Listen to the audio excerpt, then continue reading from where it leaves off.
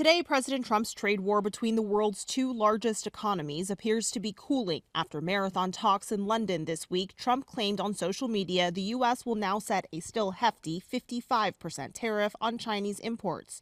China will tax 10% on U.S. imports.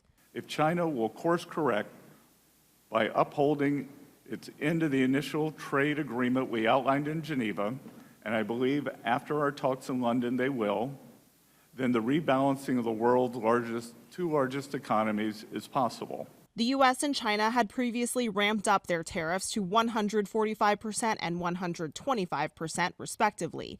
The administration also says China has agreed to continue sending its rare earth minerals to the U.S., used in everything from cell phones to car batteries. We do absolutely expect that the topic of rare earth minerals and magnets with respect to the United States of America will be resolved in this framework implementation. That is a fundamental part of that. China hasn't shared any details regarding what they've agreed to. In addition to the U.S.-China talks between trade representatives in London over the past 2 days, Presidents Trump and Xi spoke on the phone last week. The back and forth on trade has led to an uncertain economic outlook. The consensus among economists, an increase in tariffs will drive prices up on everyday goods.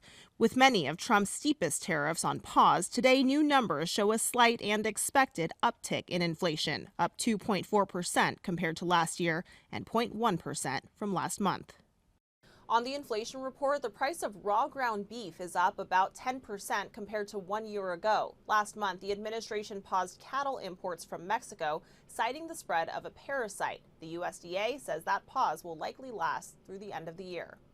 Christiane Cordero, ABC News, Washington.